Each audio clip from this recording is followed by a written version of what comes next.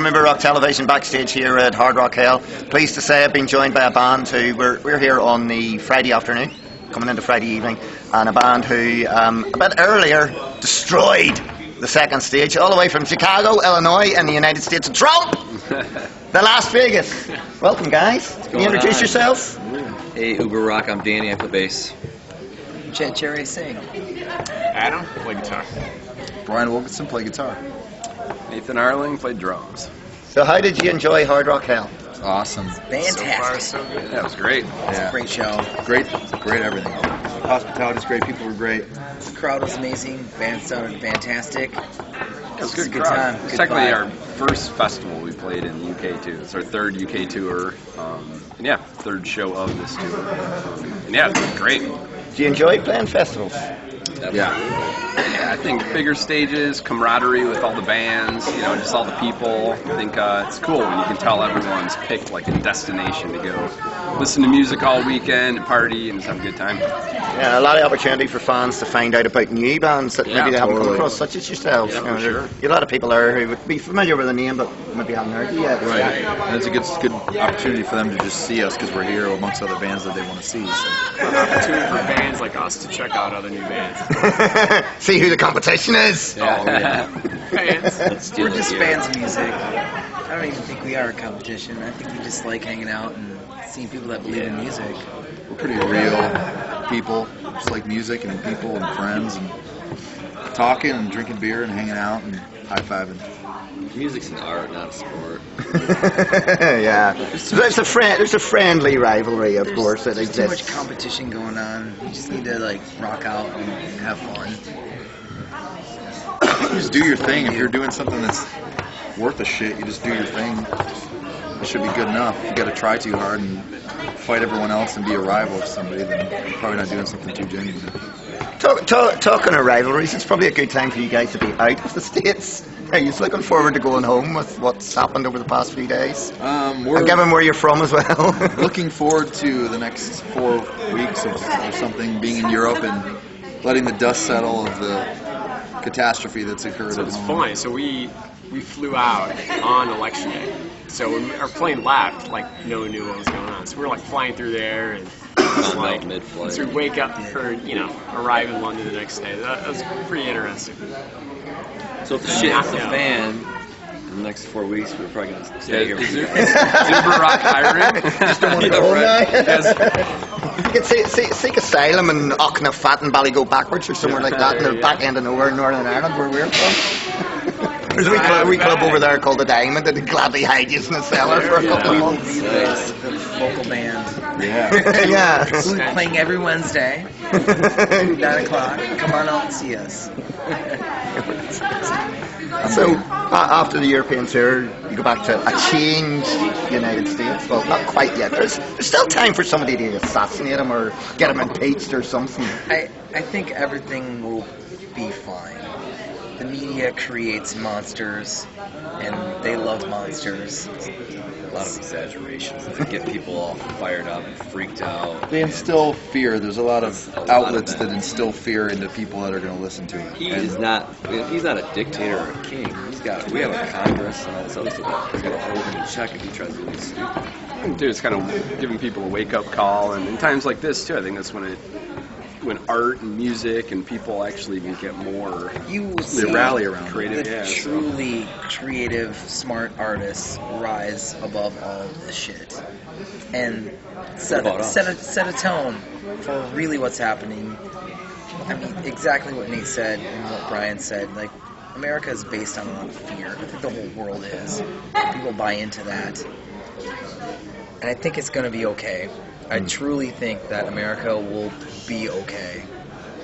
There's been clowns and court jesters. We dealt with that have George been- Bush for a year, for Christ's sakes. If we long get through time. that, And then W. yeah, W. It's absolutely embarrassing, but at the same time, I don't think it represents half of America. I think we've realized that people over here aren't judging. What I was most nervous about when that guy was running was that we couldn't come to Europe anymore because we love coming to Europe and we love the people. We don't want anyone to think badly of us because that's who's representing our country now. we don't want people to think that that's the mentality of America, you know. But then you look who we've got over here, so it's not really that much better. You know, Maggie Thatcher, Mark too. But anyway, we should never mix music and politics. But you mentioned Thank you. media and fear. Do you think there's a fear in the music media of touching young rising bands such as yourself? I mean, we know of several major music magazines over here who, if you don't have a record contract, they will not even listen to your stuff. Do you think there's a fear of the music media and the mainstream music media, and does that make it more difficult for bands, do you think, to come through? I don't think so. I think everything is like super easy for a band now. I don't think you need labels. I don't think you need anything. You need to know how to like write music that You have to be good. that touches everybody. It's not a label. Great wee label, love them. I mean, I Right. think throughout our career, we're on our 7th record right now, toured for almost 15 years, and I'd say a lot of the press and cool accolades we've had actually has come from, you know, just us independently sending people things and hustling and working hard. And I think at times, you know, good stuff will hopefully rise to the top. And I mean, I know what you're saying. There's a lot of politics and hard to get your foot in the door. But I think as a band, if you're out there and writing good songs and working hard, that people will take notice and will even fight through the certain. I agree. Even if it's at a basic level, you know, you don't have to be like at the top of the world like you're playing the arenas. So if you're like, I think the Las Vegas has been a steady, you know, music has come out steadily, and it's good music. People like it, and we have followers. And you know, it's like we're not in the active rock charts, but we don't want to be in the active rock charts. We want to like have cool shows and make good records. And people need music. People need different things going on. That's why we're here. Because we play shows all over the place, and someone's going yes every time. So how can we like not do that when people are still enjoying what we're doing? We worked very hard. I'm gonna say too. I mean, being from Chicago too. I mean, we're huge blues fans, and we even actually recorded a song a couple of years ago at the Chess Records building.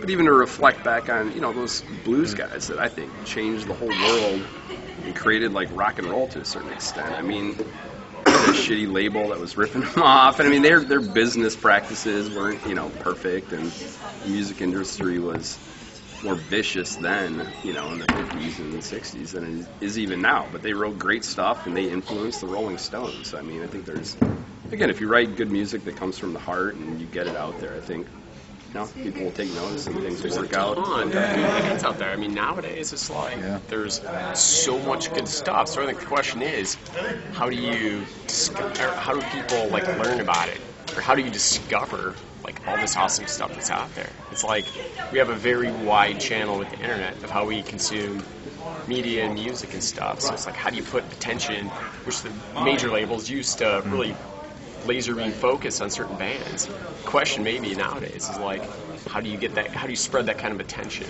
on maybe bands that are, you know, deserving of it? And like all these guys said, you know, it's like good bands are the same as good bands from the 50s, the 70s, the 80s. I think they bust their ass and they write good tunes, and there's that natural chemistry and people respond to it. And I don't think that will ever change. I don't think probably. so either. And that's pure. That's real. It's real. People can smell bullshit, and that's it. People can smell sheep shit a mile away. Right? Well, you're in Wales, and we can definitely smell sheep shit. So on that note, this is Mark from Uber Rock TV, fighting the forces of musical mediocrity with the guys from the Las Vegas, who blew Hard Rock Hell apart. Look forward to hearing more from these guys in the future. Over, out, keep her lit, keep her between the hedges.